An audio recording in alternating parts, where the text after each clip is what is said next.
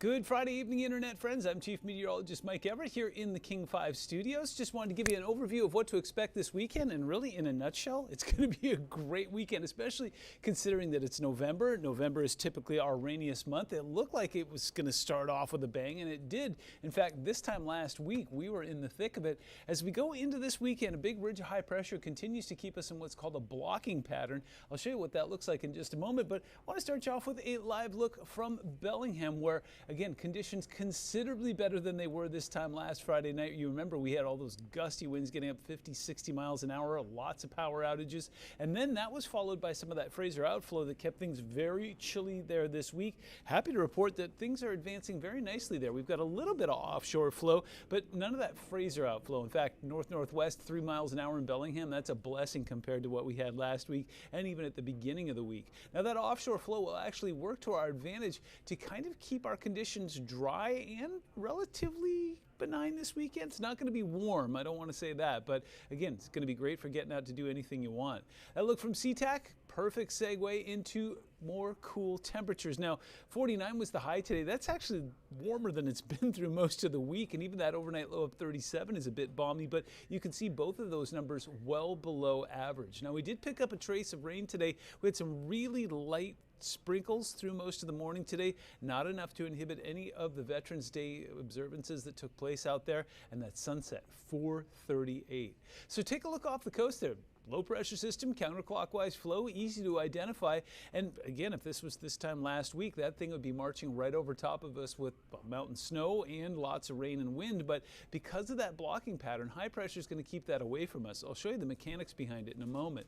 So this is down towards the south. In fact, if you look close to Mineral there, that's close to where the base of Mount Rainier is. And we picked up some light showers. We continue to do that. And we've just got some light flurries there as well. But for the most part, that's about as exciting as it gets. We've got some light showers. It'll continue across the south and southwestern interior tonight, but take a look at this. That high pressure will basically act as a billiard ball and send that low down towards the south. Fantastic. Happy to share with California, Oregon, Arizona, New Mexico, and Nevada. They're all going to pick up some moisture from this. Meanwhile, that high pressure is going to take anything that's trying to come in off the Pacific and divert it down towards the south, including that low that'll be trying to pass by on Sunday. Once again, gets diverted down towards the south. High pressure continues to keep us clean and clear, but clear also equals cool. I'll show you those numbers in a moment.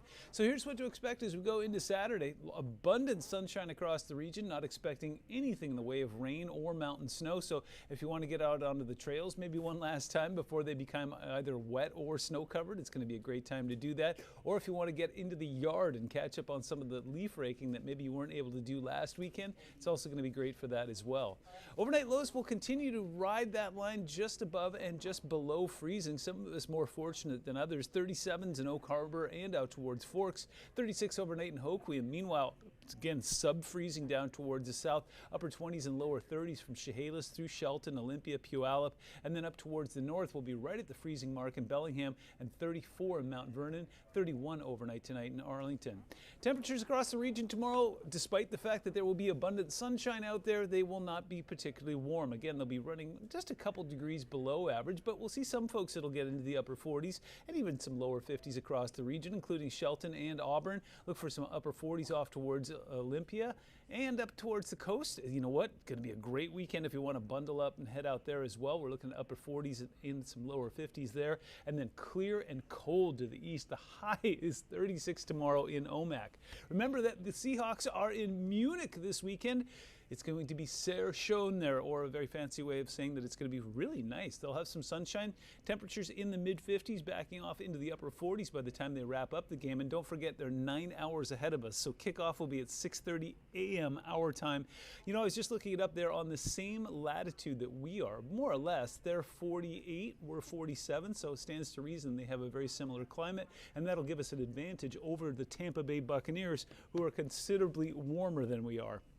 7-day forecast shows highs in the mid to upper 40s as we go through Saturday. Looks like we'll do something basically the same on Sunday with a little more cloud cover. We'll see those skies kind of open up and warm up Monday, Tuesday, and Wednesday, even get us into the low 50s. And we're keeping an eye on next week when it looks like it'll be our next chance for any meaningful precipitation to come through the region. It's been a bit of a dry spell, and again, that's really unusual given the time of year. Normally November is very windy, very rainy, and very snowy in the mountains. This time last year we were in the thick of it. Heck, this time last week we were in the thick of it, but as long as that high pressure remains in place, we're going to stay sunny and dry all the way through the weekend and into early next week. There you have it in a nutshell. That is your weekend forecast from the King 5 studios. I'm Chief Meteorologist Mike Everett. Keep looking up.